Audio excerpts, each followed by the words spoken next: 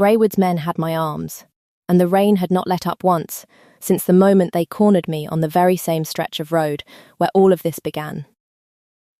"The king is dead to this kingdom already," the taller one said. "We are simply making certain the girl who hid his recovery does not live to tell anyone otherwise." "He is not dead," I said, "and I would ask you to reconsider whatever comes next very carefully, because he is considerably closer than you think."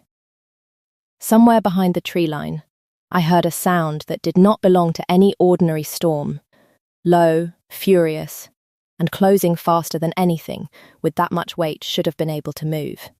I did not know yet whether 9 days of careful healing had brought him strength enough to survive what came next. I only knew I was not letting go of the truth without a fight.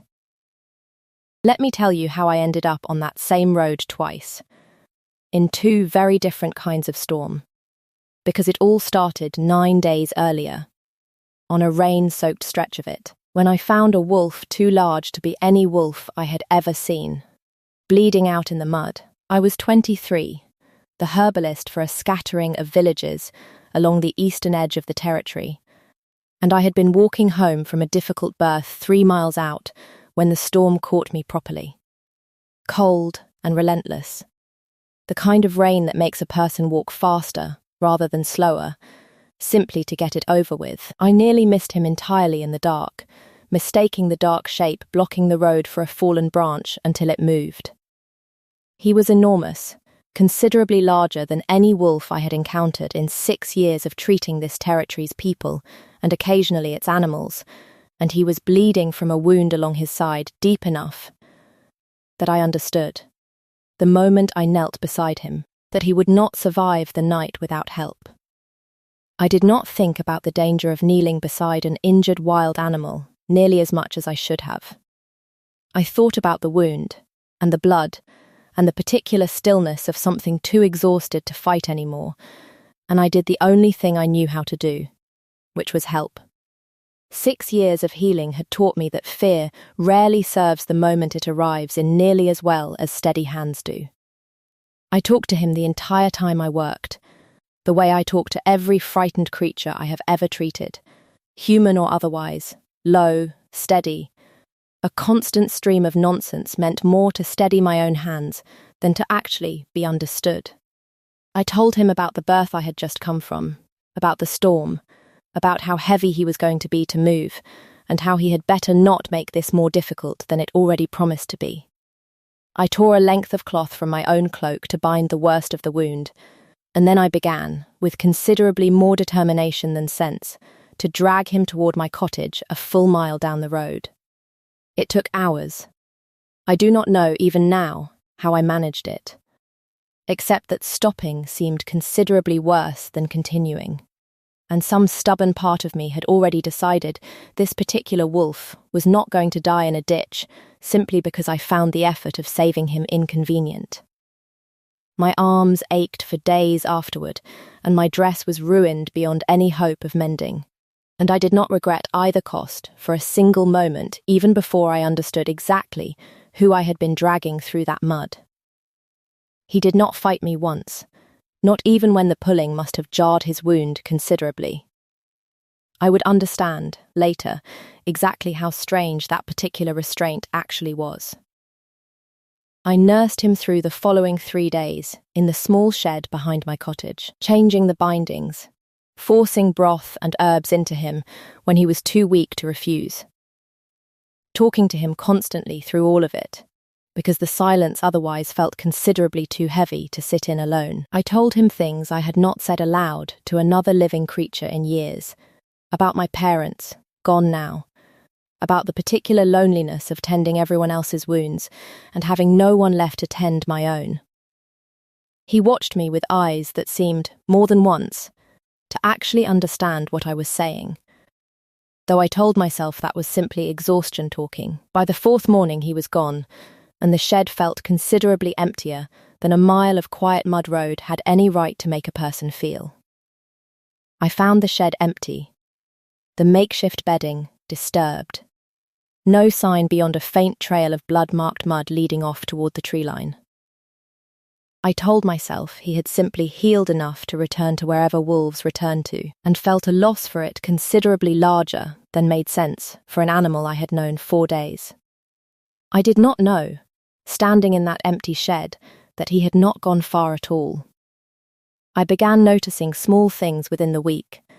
A fresh hair left neatly at my door some mornings. Firewood stacked considerably higher than I had left it the night before. The occasional flash of grey fur at the tree line's edge when I walked to gather herbs, gone the instant I turned to look properly. I told myself I was imagining it, or that some ordinary wolf had simply taken a liking to easy meals near my cottage. I did not entirely believe myself, even at the time.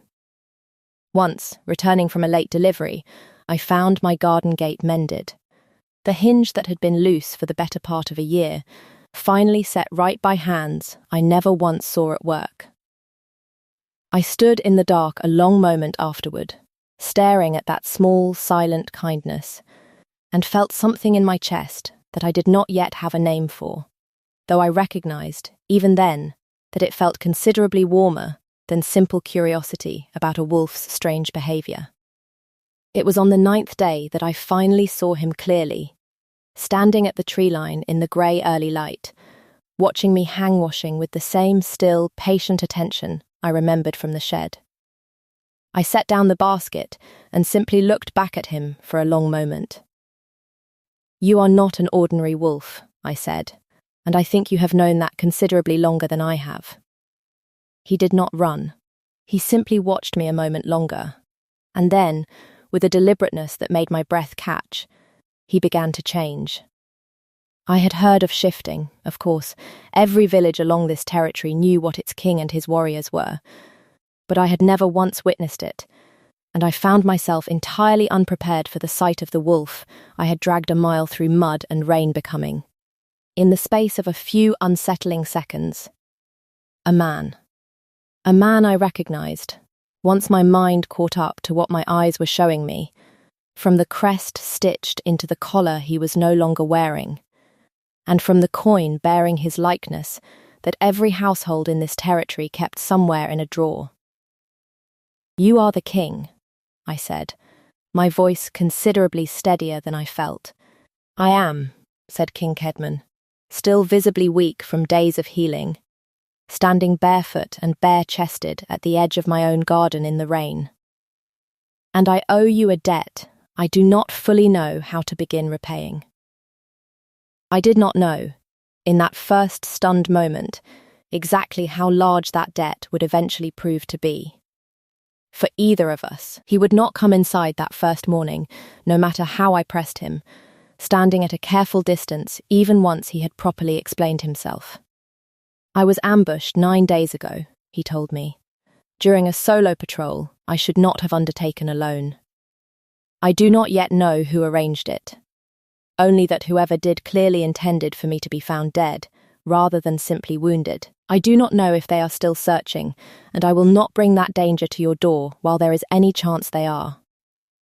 "You already brought yourself to my door," I said. "I dragged you here myself, in case you have forgotten the particular indignity of the journey." Something flickered across his face, brief and startled, the closest thing to a genuine laugh I would come to learn he allowed himself easily, even exhausted and weary as he was. "I have not forgotten. I remember every word you said to me on that road, actually, which I confess has made staying away considerably harder than I expected it to be." "Then stop staying away," I said.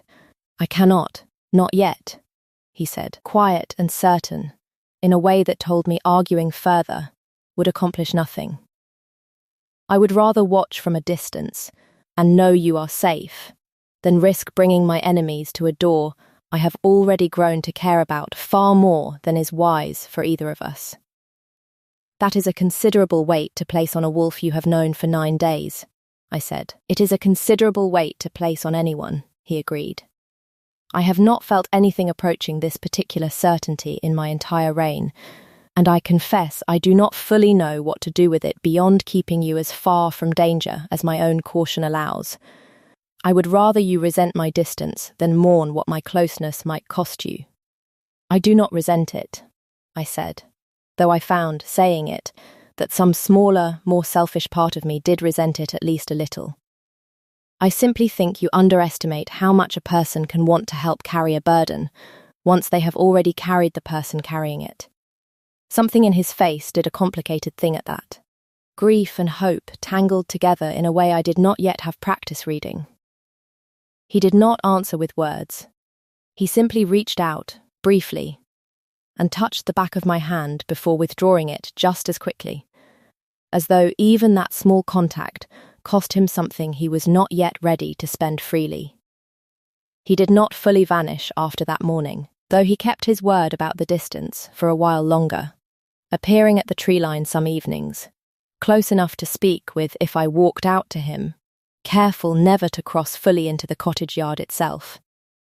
I found myself, in those days, looking forward to those brief conversations with an intensity that unsettled me more than the strangeness of the whole situation did. It was during one of those evenings, a week into his recovery, that he finally told me the fuller shape of what had happened. I received word of unrest along the northern border, he said, credible enough that I rode out myself, alone, against my own second's advice, because I did not want to pull warriors from more pressing duties, for what I believed was a minor matter. The unrest was a lie. I was ambushed less than an hour into that ride. 3 attackers, considerably better prepared than any minor border dispute should have produced. Someone wanted you isolated, I said slowly. Someone who knew exactly which report would draw you out alone. That is precisely what worries me, he said. The false report reached me through my own counsel's channels. Whoever arranged this has access considerably closer to my own throne than I am comfortable admitting.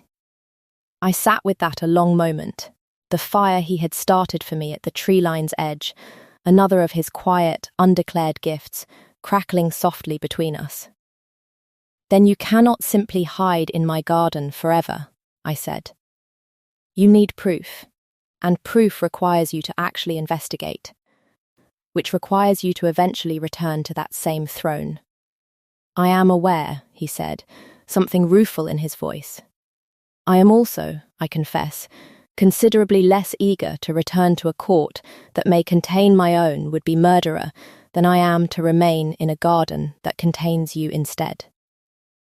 I did not have an answer ready for that particular honesty, so I simply reached across the small distance between us and took his hand, and felt him go very still, as though unused to being touched without flinching from the danger of it. If you want to find out whether the men who ambushed Kedman ever found their way to my own door despite his caution, and what finally made him stop watching from a distance and start standing in it instead, stay with me through to the end of this. Follow along so you do not lose the thread of what happens when a king's reluctance is not indifference at all, but the most careful kind of protection he knows how to offer. It was Vaughan, his second, who finally found us there 3 days later, having tracked his king's whereabouts through considerably more careful investigation than either of us had expected anyone to manage. You have had the entire court in mourning for 9 days, Vaughan said, relief and exasperation warring plainly across his face. I began to suspect you were alive only because the ambush site showed no body. And I have spent every day since quietly searching every healer's cottage within 3 territories. He looked between the two of us, taking in the careful distance we had apparently failed to fully disguise.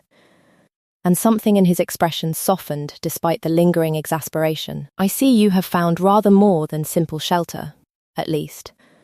I have found considerably more than I expected to find on a solo patrol, Kedman admitted, though I would ask you to keep that observation to yourself for the moment.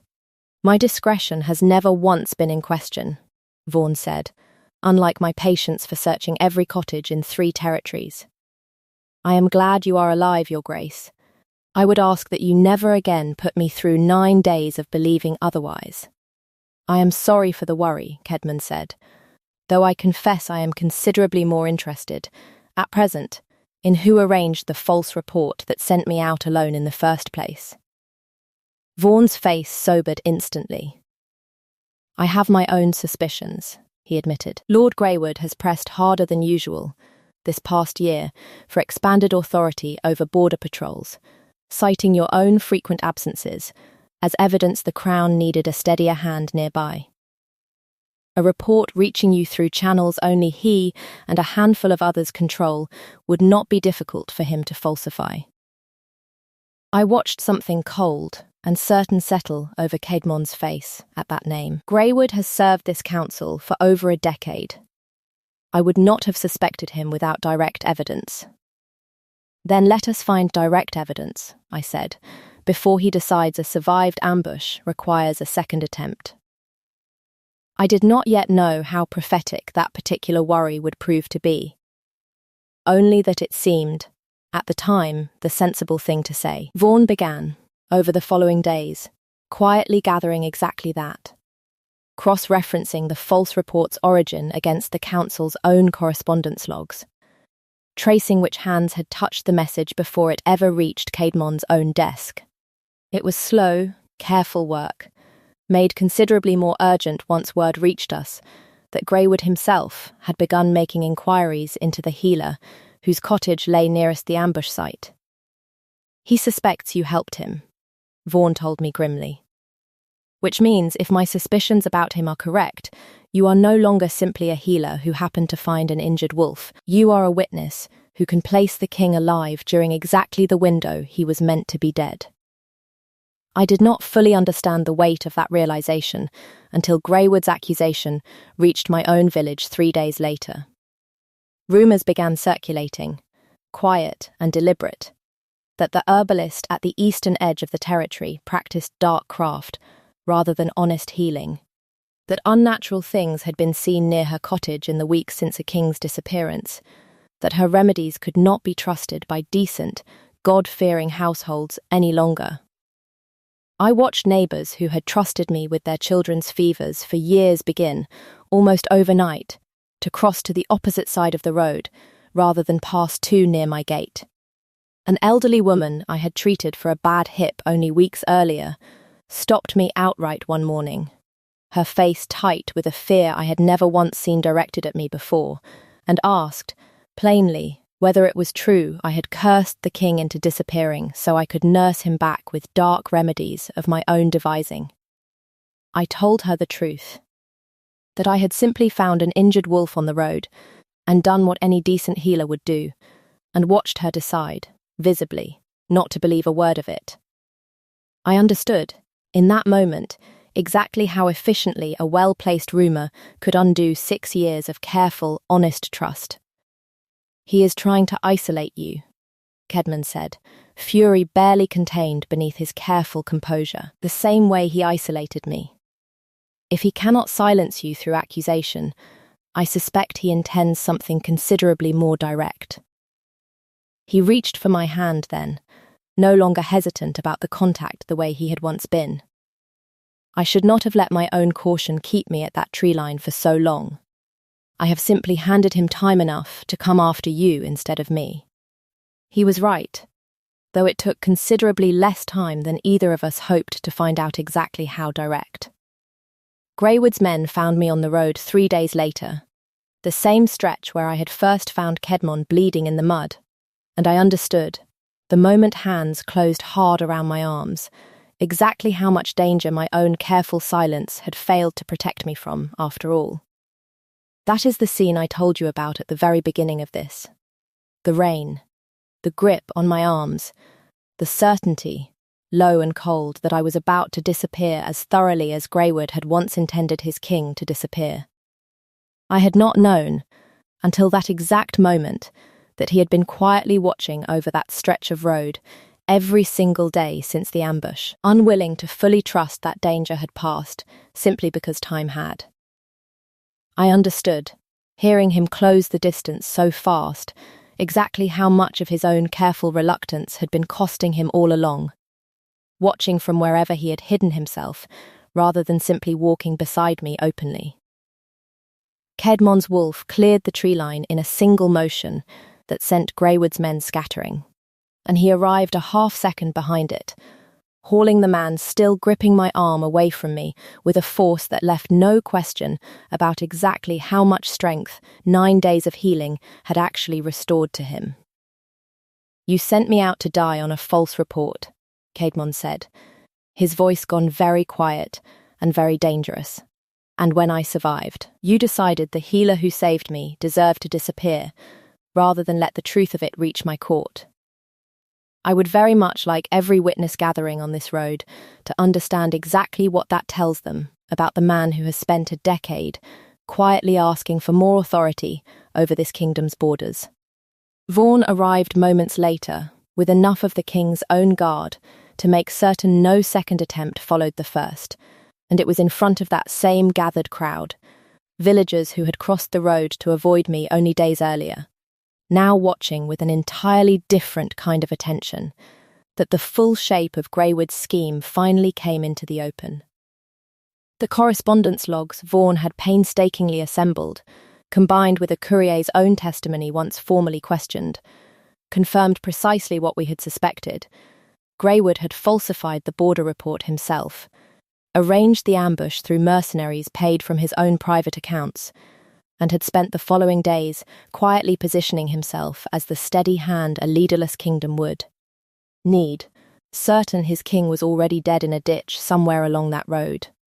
"I have served this crown faithfully for a decade," Greywood said, backing away as guards closed around him.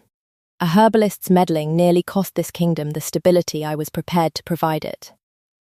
"You nearly cost this kingdom its king," Caedmon said, "to seize authority you had no right to, and when your plan failed, you tried to silence the one witness who could prove it.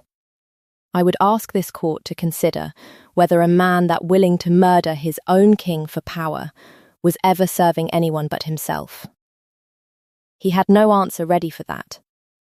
In front of witnesses, who would very much repeat every word of it, by the time we reached the palace, Greywood was stripped of his council seat and his freedom that same hour, his private accounts seized as evidence, and the mercenaries responsible for the original ambush were located and questioned within the week.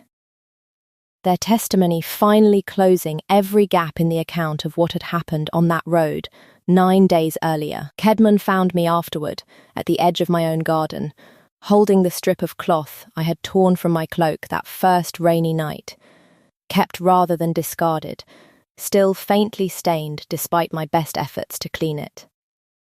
"I have spent 9 days telling myself that staying at a careful distance was the only way to keep you safe," he said. "I do not think nearly losing you on that same road was the demonstration I had intended to finally understand how wrong that reasoning was." "It worked anyway," I said, "though I would ask you not to repeat it. I do not intend to make a habit of it." He looked at the strip of cloth still in my hands, then at me, something in his face finally losing the last of its careful, reluctant distance. "I do not know how to properly court a woman I first met as a bleeding wolf in the mud. I only know I do not intend to watch this particular door from a distance any longer." "You already stopped," I said, "the moment you crossed that tree line instead of simply watching from it. That is the only thing you ever needed to do." When he kissed me, careful and certain, a man who had spent 9 days mistaking distance for protection, I felt something in my chest, some quiet, patient hope I had carried since the night I first talked a wounded stranger through a storm, finally settle. He claimed me before the full court a month later, his hand steady on the old iron circlet as he set it on my head himself, in front of every noble who had heard, by then, exactly how their king's own wolf had chosen a village healer on a rain-soaked road 9 days before anyone else knew he was even alive. Vaughan stood near the front of that hall, looking, for the first time in a month, entirely unworried. One elderly duke, still visibly bewildered by the whole affair, asked me afterward how a herbalist from the territory's edge had ended up dragging a king a full mile through the mud without once recognizing what she carried. I told him the truth, that recognizing what I carried had never once mattered to me nearly as much as simply making sure it survived the night. He seemed to find that answer considerably more satisfying than the question warranted, and did not press further. 6 months later, I stood at that same stretch of road with a letter from a neighbouring village in one hand and the strip of cloth, carefully preserved now, in a small frame Caedmon had commissioned himself. In the other, the letter asked, carefully, whether it was true that the herbalist once whispered about as a dark craft healer was queen of the realm now. I wrote back that it was true, and that the whispering, as it turned out, had said considerably more about the whisperers than it ever had about me. Vaughan had stopped bracing every time Greywood's name came up in court proceedings. Mostly, now that the man sat stripped of standing, rather than quietly angling for more power. The villagers who had once crossed the road to avoid my gate had, slowly and somewhat sheepishly, returned to trusting my remedies again. Several of them offering apologies I accepted without much difficulty, understanding fear for what it usually is. And Caedmon's court, once so startled by a king who vanished for 9 days and returned devoted to a healer from the territory's edge, had quietly gotten used to the sight of their king's wolf, considerably more relaxed now, curled at his queen's feet through even the most formal of council sessions. I had continued my healing work in those 6 months, at my own insistence, travelling out from the palace twice a week to tend the same villages I always had, though I no longer walked those roads alone. Caedmon insisted on accompanying me himself whenever his duties allowed it, not out of any lingering distrust of the roads themselves, but because, as he told me once with the particular dry honesty I had come to love in him, he had learnt the hard way exactly how much could happen to a person on a rain-soaked road when no one was watching closely enough.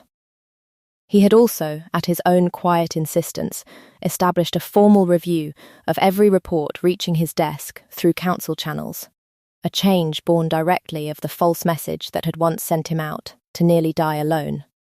Vaughan oversaw the new process personally, and I noticed, more than once, that he took a particular grim satisfaction in the added scrutiny, as though determined never again to let a lie of that scale slip past unquestioned. The wolf itself, once so cautious about crossing into my own garden, had long since abandoned any pretense of careful distance entirely. It greeted every arrival at the palace gates personally now, whether noble or common-born, a habit the household staff had come to find endearing rather than alarming, and it still, on quiet evenings, curled itself in the exact spot in my old shed where it had first let itself be tended, as though some part of it never quite forgot where the careful distance had finally ended. I touched the framed strip of cloth and thought about the woman who had knelt in the mud on an ordinary stormy night, certain of nothing except that a wounded creature in front of her needed help, and that she was not going to leave without giving it. She had no idea, that rain-soaked evening, that dragging a stranger a mile through the mud was about to become the bravest, strangest, most important thing she ever did. She only knew she could not simply walk past him and leave him there. I like to think she would be glad, now that stopping never once crossed her mind as an option, and considerably more glad still that the wolf she saved turned out to be worth every aching mile of that muddy road. Do you think Caedmon's wolf chose that particular road on purpose, some instinct guiding it toward exactly the person who would not simply walk past a wounded stranger? Or was it simply the luck of an ambush gone wrong, delivering him to precisely the right healer by accident? Tell me your theory in the comments. And if you want to stay on this road a little longer, comment the wounded wolf and I will know exactly what you are asking for. Thank you for kneeling in that mud with me. Wherever you are listening from tonight, welcome to Caedmon's territory. Follow along for the next story from this side of the border. There are more kings in these hills who mistake distance for protection until the day it very nearly costs them everything, and I intend to tell you every one of their stories.